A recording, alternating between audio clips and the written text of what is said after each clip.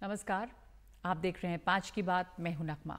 कांवड़ यात्रा के रास्ते में पड़ने वाले जिन दुकानदारों ने अपनी अपनी दुकानों पर नाम लिखा था, यानी कि अपनी नेम प्लेट लगाई थी, उन्होंने अब इसे हटाना शुरू कर दिया है क्योंकि सुप्रीम कोर्ट का फैसला इस पर आ गया है। सुप्रीम कोर्ट के ताज़ा निर्देश के बाद सुप्रीम कोर्ट ने कहा कि उत्तर प्रदेश सरकार और उत्तराखंड सरकार के उस फैसले पर अंतरिम रोक लगानी चाहिए या लगा दी गई है, जिसमें कांवड़ रूट पर दुकानदारों को अपनी पहचान बताने के लिए कहा गया था।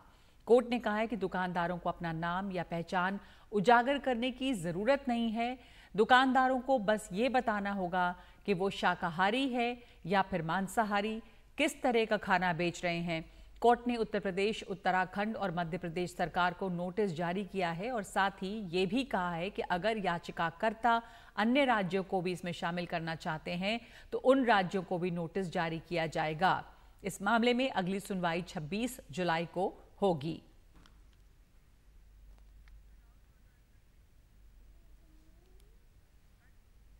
कांवड़ यात्रा पर सुप्रीम कोर्ट के आदेश पर राजनीतिक दलों ने भी अपनी प्रतिक्रिया दी है। सबसे पहले आपको सुनाते हैं क्या कह रहे हैं इस पर अखिलेश यादव। जैसे दिया बुझने से पहले फड़फड़ाता है, जो सांप्रदायिक राजनीति खत्म हुई है, ये सांप्रदायिक राजनीति का दिया फड़फड़ा रहा है, इसलिए फैसला ले रहे हैं। इसीलिए फैसला चाहे इस बात का लिया जा रहा हो कि दुकानों में या और संस्थाओं में नाम लिखा जाए। मुझे उम्मीद है कि सुप्रीम कोर्ट जब इस बात पर चर्चा करेगा और संज्ञान में जब लिया है तो ऐसे कई कदम सरकार उठाएगी, क्योंकि जब सांप्रदायिक राजनीति खत्म होती है तो इसी तरीके से फड़फड़ाएंगे ये लोग। तो सांप्रदायिक राजनीति खत्म होने जा रही है, इसका दुख भारतीय जनता पार्टी को है। अभी देश में कोर्ट जिंदा है। कोर्ट अगर इस तरह के फैसले लेता रहेगा तो उस पर विश्वास जमा रहेगा। सरकारें अपनी पार्टी को कैसे फायदा होगा वो उस पर काम कर रही है। इस पे अगर कोर्ट रोक लगाई है तो उसका धन्यवाद है। लिखत पढ़त यह होना चाहिए कि किस होटल में क्या बन रहा, वेज या नॉन वेज बन रहा है, उस पर होना चाहिए। वेज है, नॉन वेज है, वेज और नॉन वेज दोनों है, या ऑर्गेनिक है, ये चीजें होनी चाहिए। ये जो जातियों का जहर घोलना चाहती है ये गलत है। हम इसके विरोध में जवाब मांगा तीनों सरकारों से। बिल्कुल सरकारों को जवाब देना चाहिए और टाइट होना चाहिए सुप्रीम कोर्ट को। हमारे साथ जुड़ गए इस वक्त मेरे सहयोगी विशाल पांडे मुजफ्फरनगर से। विशाल, मुजफ्फरनगर से ही ये पूरी कहानी शुरू हुई, ये विवाद शुरू हुआ और उसके बाद में ये कहा गया, सरकार का निर्देश रहा कि सब अपने नाम लिखें। लेकिन अब कोर्ट के ऑर्डर के बाद से वहाँ पर दुकानदारों की क्या प्रतिक्रिया है? कितने दुकानदारों ने नेम प्लेट लगाने शुरू कर दिए थे? कुछ लोगों को ये भी खबर आया था कि दुकानों के नाम बदले भी गए थे, कुछ कर्मचारियों को नौकरी ढाबे पर से भी निकाला गया था। तो ऐसी कई चीज़ें हुई थी। अब ये रोक लगाने के बाद में वहां पर क्या प्रतिक्रिया मिल रही है? देखिए, बिल्कुल इस वक्त मैं मुजफ्फरनगर में एक सलीम शुद्ध भोजनालय पर मौजूद हूं। पहले ये संगम भोजनालय के नाम से जाना जाता था। यूपी सरकार का जब आदेश आया उसके बाद इसे संगम से सलीम कर दिया गया। लेकिन फिलहाल अभी थोड़ी देर पहले जब हमने कई दुकानदारों से बातचीत की थी तो उनका ये कहना था कि सुप्रीम कोर्ट का आदेश अभी उन्होंने देखा नहीं है, जिला प्रशासन उन्हें जैसा कहेगा उसके मुताबिक वो नाम बदलेंगे। मैं एक बार लेकर चलता हूँ आपको जो सलीम शुद्ध शाकाहारी भोजनालय है, क्योंकि आप देखिए अभी तक ये संगम के नाम से अपना ये भोजनालय चला रहे थे, लेकिन यूपी सरकार के आदेश के बाद ये संगम से सलीम हो गए। मैं इनसे सीधे पूछता हूं कि क्या ये नाम बदलेंगे अभी अपना? सलीम जी, क्या नाम में बदलाव करेंगे? जो सुप्रीम कोर्ट का आदेश आया है, कोई मजबूर नहीं कर सकता है नाम लिखने के लिए, तो क्या आप सलीम से संगम होंगे अब? हाँ, संगम रखूंगा जी, संगम है ही। तो कब बदल रहे हैं सलीम? कल बदल दूंगा जी। अच्छा ये कल बैनर बदल दूंगा मैं सारे। हाँ हाँ जी, कल बदल देंगे। और सुप्रीम कोर्ट का मैं दिल से स्वागत करता हूँ हाँ। और धन्यवाद देता हूँ। और यहाँ प्यार बहुत यहाँ है मुजफ्फरनगर में, ऐसा नहीं, प्यार मोहब्बत की वो है। और संगम फिर क्यों रख दिया आपने नाम? पहले नहीं, संगम तो रख दिया, 24-25 साल पुराना है, अपने नाम पे तो रखा था सलीम संगम।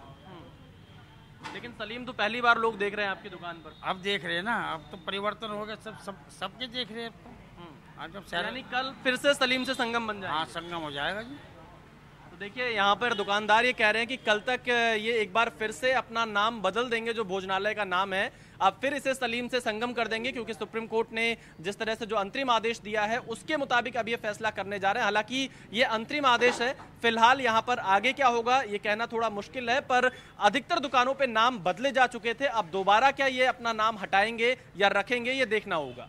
बहुत सारे जो ठेले वाले हैं, रेडी पटरी वाले हैं, उन पे भी अपने नाम चिपकाने थे, तो ये भी आपने देखा कि वहाँ पर काफ़ी हो गया था। ये जो निर्देश आया था उसके बाद में लोगों में ये डर था कि नाम बदलना ज़रूरी है, और बदलने लगे थे वो सब छोटे ठेले वाले भी। अब बिल्कुल देखिए यहाँ पे जितने फल बेचने वाले थे, रेडी पटरी वाले लोग थे, जो ठेले पर अपना कामकाज करते थे, या फिर जो ढाबे, चाय की दुकान, हमने आज देखा पूरे इस रूट पर जो कांवड़ यात्रा का रूट है, दिल्ली से हमने मुजफ्फरनगर तक का ये सफर तय किया, इसमें कोई ऐसी दुकान नहीं दिखी जहां पर नाम ना बदल दिया गया हो। ढाबे का नाम लिखा है, उसके साथ ही इस ढाबे का मालिक कौन है, जमीन का मालिक कौन है, कौन कौन कर्मचारी यहाँ पर काम कर रहे हैं, उनके नाम की पूरी जानकारी दी गई है। और कई ऐसी केस स्टडीज भी हमको यहाँ पर देखने को मिली जिसमें रातों रात पार्टनर नए बना लिए गए। जैसे हमने शमीम सैफी चाय स्टॉल वाला मुजफ्फरनगर में देखा, तो उन्होंने एक नए निखिल नाम के सहयोगी को रातों रात बना लिया ताकि निखिल का नाम भी वो लिख दे, क्योंकि उनके मन में एक ही डर था कहीं लोग उनकी दुकान पर ना आए। तो कुछ इस तरह की केस स्टडीज भी यहाँ पर देखने को मिली है, पर यह कहा जा सकता है पूरे रूट पर नाम लिखा हुआ है। अब आगे क्या होगा सुप्रीम कोर्ट के इस अंतरिम आदेश के बाद, यह देखना काफी दिलचस्प होगा। जी, धन्यवाद आपका विशाल। अब विशाल बता रहे हैं हमारे सहयोगी मुजफ्फरनगर से कि बहुत सारे, ज़्यादातर दुकानों के नाम बदल दिए गए थे। रेडी पटरी वाले, उन्होंने अपने नाम फ़ौरन बदल दिए थे, आपने नाम डिस्प्ले करना शुरू कर दिया था ताकि सबको पता रहे कि क्या नाम है। लेकिन अब जब सुप्रीम कोर्ट का ये निर्देश आया है और इस पर रोक लगाई गई है, तो बहुत सारे लोग अपने नाम को वापस भी कर रहे हैं और ज़्यादातर दुकानदार इससे खुश हैं। इधर अगली खबर जो है वो हरियाणा के नूह से है। यहाँ पर हर साल एक ब्रजमंडल यात्रा या जलाभिषेक यात्रा निकाली जाती है, इस साल भी निकाली जा रही है। तो ये जो यात्रा निकाली जाती है, इसे लेकर उस इलाके में सुरक्षा के मद्देनज़र काफ़ी तनाव हो जाता है, क्योंकि पिछले साल यहाँ हंगामा भी हुआ। तो पुलिस प्रशासन ने अब सुरक्षा बढ़ाई हुई है और इसी के तहत इंटरनेट की सेवाओं पर शाम के 6 बजे तक के लिए पाबंदी लगा दी गई है। इस दौरान गुरुग्राम अलवर हाईवे पर भारी वाहनों पर रोक भी है। पिछले साल 31 जुलाई को इस इलाके में विश्व हिंदू परिषद के एक जुलूस के दौरान बड़े पैमाने पर हिंसा और आगजनी हुई थी, जिसमें 2 होमगार्ड मारे गए थे और कई पुलिसकर्मियों समेत 15 से ज्यादा लोग घायल हुए थे।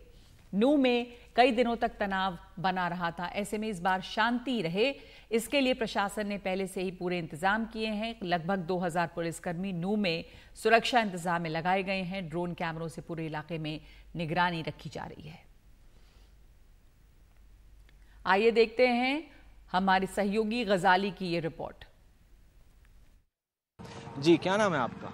मेरा नाम मोहम्मद अशफाक। यहीं के रहने वाले हैं? जी हाँ, यहाँ के रहने वाले हैं। तो पिछले साल जब ये यहाँ से यात्रा निकल रही थी जी, तो उस वक्त काफ़ी टेंस माहौल था, काफ़ी यहाँ पर लड़ाई झगड़ा भी हुआ था। इस बार माहौल काफ़ी अलग लग रहा है। तो जी पिछली बार की तो बात ही छोड़ो, अब की राखो ना। पिछली तो कुछ चंद आदमी थे जिनने ये माहौल बिगाड़ने की कोशिश करी, अब बिल्कुल सही है। फूल मालान से स्वागत हो रहा है उनको, जल पानी वाला। जी, एक चीज़ और बताएं कि इंटरनेट भी बंद है, आसपास की दुकानें खुद बंद हैं या बंद करवाई गई? नहीं, ये तो अपना आप बंद करके चले गए हैं, अपना आपने बंद करी है। किसी कोई प्रशासन कोई बात नहीं इसमें जी, कोई पार्टी कोई बात ना है, ये तो अपना आप बंद करी है वैसे। अच्छा, हाँ, ये तो एहतियात हैं। अच्छा, तो ऐसा कोई नहीं था। अब की बार माहौल शुरू से ही पॉजिटिव था, लोगों में उत्साह था इसे लेके। तो ये बताएं कि ये हर साल होता है ये यात्रा जो ये वैसे निकलती तो पहले भी थी जी, लेकिन पिछली बार थोड़ा ये आप लोगों ने लाइट मिला दी थी।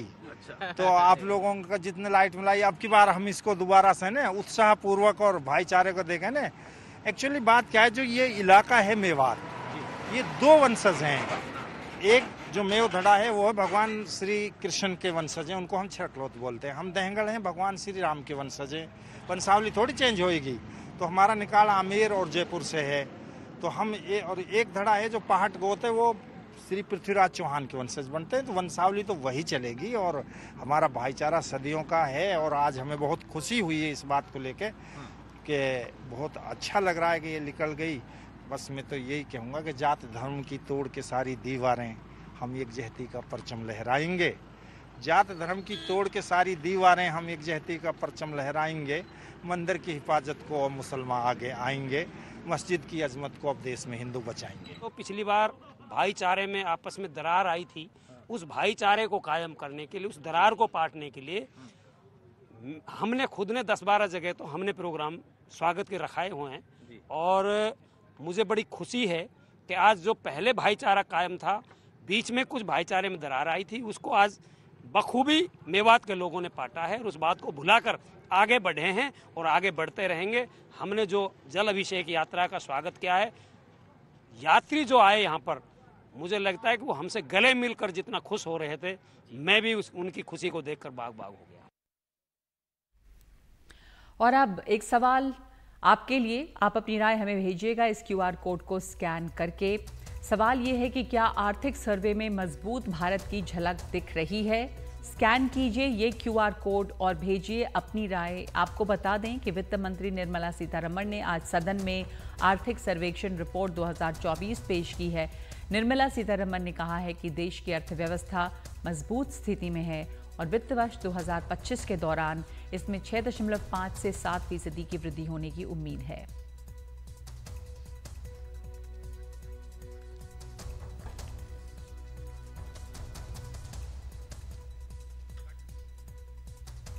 और एक ब्रेक के बाद आपको दिखाएंगे भारतीय ओलंपिक दल में पहली बार मेंटल हेल्थ एक्सपर्ट।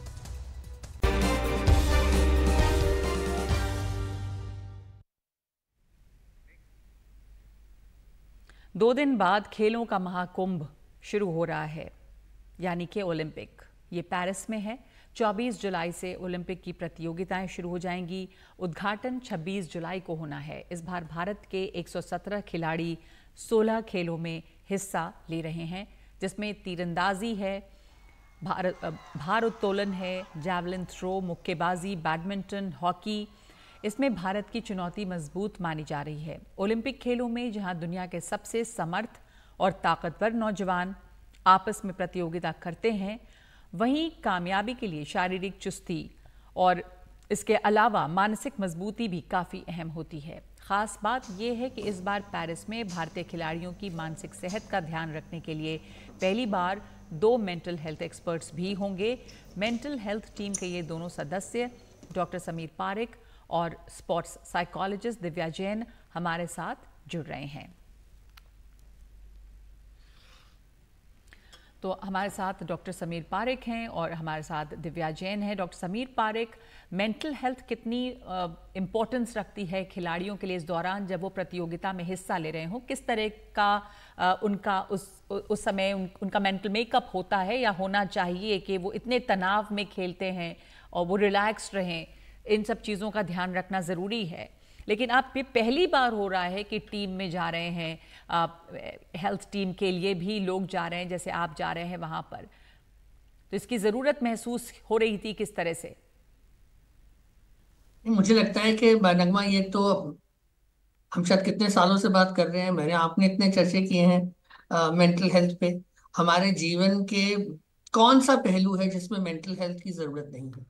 चाहे वो आप हो, मैं हूं, या हमारा कोई भी वर्ग हो, कोई भी ऑक्यूपेशन हो, कोई भी एस्पेक्ट हो, मेंटल हेल्थ के बिना नहीं हो सकता। तो जब एक एथलीट है, 4 साल में एक बार, इतने सालों की प्रैक्टिस, इतनी मेहनत के बाद, इतनी प्रैक्टिस का समय कुछ एक क्षणों में, कुछ एक मिनटों में जो वो उसी समय उनका परफॉर्मेंस का बेस्ट आना जरूरी है, इसके लिए उनका मानसिक स्वास्थ्य कितना जरूरी होगा ये सोच के देखिए। हम सबको जीवन में जब प्रेशर परफॉर्मेंस करना होता है तो हमें अपना मानसिक स्वास्थ्य अच्छा चाहिए, जिसके 2 पहलू हैं कि कैसे हम अपने कंसंट्रेशन, परफॉर्मेंस, सब चीज को एकाग्रता के साथ कर पाए, और दूसरा कि हम कैसे उसको एंजॉय कर पाए, पॉजिटिविटी रह पाए, कॉन्फिडेंस रह पाए। मुझे लगता है कि ये बहुत अच्छी बात है और ये जो पहल IOA ने की है, हमारी मिनिस्ट्री ने जो करी है, ये आने वाली पीढ़ियों पे भी असर होगी, क्योंकि धीरे धीरे ये बात युवा खिलाड़ी, यंग खिलाड़ी और साथ में एलीट एथलीट सब समझ पाएंगे कि जिस तरह से शारीरिक, न्यूट्रिशन, फिजियो, स्पोर्ट्स मेडिसिन, उसी तरह से मेंटल हेल्थ उतना ही इंटेग्रल है और उसका मेडिकल टीम में होना मुझे लगता है आने वाली पीढ़ियों के पॉइंट ऑफ व्यू से भी बहुत जरूरी है। तो अभी ओलंपिक में ये शामिल किया गया है भारतीय खिलाड़ियों के दल के साथ, ये बहुत अच्छी पहल एक है। आप बताएंगे कि दिव्या जैन की वो जब खिलाड़ी वहाँ पे जीत हार ये तमाम चीज़ें लगी रहती हैं तो किस तरह के इमोशंस से वो डील करते हैं, मुश्किल वक्त होता होगा, अपने फैमिली से दूर रहते हैं, उस वक्त किस तरह की काउंसलिंग की उनकी ज़रूरत होती है कि एक पॉजिटिविटी के साथ वो वहाँ पर रहें? बिल्कुल, ये ओलंपिक का माहौल एक बहुत ही हाई प्रेशर माहौल होता है। जैसे डॉक्टर पारिक भी कह रहे थे कि इतने सालों की प्रैक्टिस कुछ ही क्षणों में, कुछ ही मिनट में टेस्ट हो जाती है, तो इसके कारण प्रेशर तो काफ़ी होता है, लेकिन प्रेशर हर एक इंसान को होगा। हम उस प्रेशर को किस तरीके से देखते हैं, समझते हैं, उस प्रेशर को हम किस तरीके से यूज़ कर पाते हैं, अपनी ताकत बना पाते हैं, वो चीज़ इंपॉर्टेंट है। तो अगर हम उस प्रेशर को पॉजिटिवली लेंगे, ये देखेंगे कि मैं इस प्रेशर से डील करने के लिए तैयार हूँ, मेरे पास वो सारी स्किल्स हैं जिनसे मैं इस प्रेशर को हैंडल कर सकती हूँ, इस मोमेंट को। तो आप क्या सुझाव देंगे कि इस प्रेशर को डील करने के लिए किस तरह की टूल्स की ज़रूरत होती है? कई एक पूरी टूलकिट होती है एक तरीके से। आप किस तरह से अपना विजुअलाइजेशन करते हैं, रिलैक्सेशन टेक्निक्स यूज़ कर सकते हैं, माइंडफुलनेस बेस्ड ट्रेनिंग्स यूज़ कर सकते हैं, आप खुद से किस तरीके की बातचीत करते हैं, सेल्फ टॉक, किस तरह के गोल्स बनाते हैं, छोटी छोटी गलतियों से किस तरीके से जल्दी से बाउंस बैक कर पाते हैं। ये सारी ऐसी कुछ टेक्निक्स हैं जो यूज़ हो सकती हैं। तो समीर पारिक, वो जो प्रेशर या जो दबाव होता है वो आपकी स्ट्रेंथ कैसे बन सकता है? बहुत सारे लोग दबाव में अच्छा नहीं कर पाते, कुछ ज़्यादा दबाव, वो कुछ लोग जो है उस दबाव में भी अच्छा कर पाते हैं। तो दबाव तो होगा ही क्योंकि आपने इतने सालों से एक प्रैक्टिस की है और वहाँ पर हार जीत तो होनी ही होनी है। तो दबाव के माहौल में उस दबाव को पॉजिटिवली इस्तेमाल कैसे किया जाए और क्या स्ट्रेंथ में कैसे बदल सकते हैं उसको? हाँ, तो ये बिल्कुल सही बात है। दबाव अगर नहीं होगा तब भी परफॉर्मेंस नहीं आएगा, दबाव बहुत ज्यादा होगा तब भी परफॉर्मेंस नहीं आएगा। ऑप्टिमम परफॉर्मेंस के लिए ऑप्टिमम प्रेशर हैंडलिंग जरूरी है, जो बहुत इंपॉर्टेंट है। तो आप रिलैक्स भी हो लेकिन फोकस भी हो, आपका कंसंट्रेशन भी हो, सेल्फ बिलीफ भी हो। आप जो क्राउड के प्रेशर को इग्नोर करके, जो सोशल मीडिया में चैटर है उसको इग्नोर करके आप पॉइंट दर पॉइंट खेलेंगे, मिनट दर मिनट, सेकंड बर सेकंड आपने करना है। वो जो फोकस है आपने एकदम माइक्रो लेवल पे लेके आ जाना है। ये एक सबसे इंपॉर्टेंट चीज है। पिछला पॉइंट आपका खराब हुआ, डजेंट मैटर, बहुत पॉइंट बाकी है। एक गेम अगर उतना अच्छा नहीं गया, डजेंट मैटर, नेक्स्ट गेम आप कर सकते हैं। और यही चैंपियन माइंडसेट है। आप इस बात को समझेंगे कि अगर क्रिकेट का उदाहरण ले यहाँ पे, जो कि ओलंपिक्स में नहीं है, सेंचुरीज जो लोग मारते हैं वो जीरोस भी मारते हैं। तो वो जीरो और सेंचुरी के बीच का अंतर यही है कि हम अपने बारे में और अपनी पॉजिटिविटी को कैसे हार्नेस करते हैं। Same applies to sports across the board. जी, और इस तरह से जब जो टीम जा रही है रोज उनकी एक रोज ही शायद उनकी काउंसलिंग होगी प्रैक्टिस और खेल के बाद। दिव्या या दिव्या प्लीज। जी, तो हमारी टीम सारा टाइम अवेलेबल रहेगी 24/7। जिस भी तरीके का सपोर्ट प्लेयर्स को चाहिए होगा, before the game, the night before, game के बाद भी हम पूरी तरह से अवेलेबल रहेंगे। जी, शुक्रिया आप दोनों का, दिव्या जैन और डॉक्टर समीर पारिक हमारे साथ जुड़ने के लिए। इस बार हमारी ओलंपिक टीम जो जा रही है भारत की, वहाँ पर एक health team, mental health team भी उनके साथ है जो उनकी मदद करेगी तनाव को झेलने के लिए और उसको अपनी ताकत बनाने के लिए। 5 की बात में एक ब्रेक।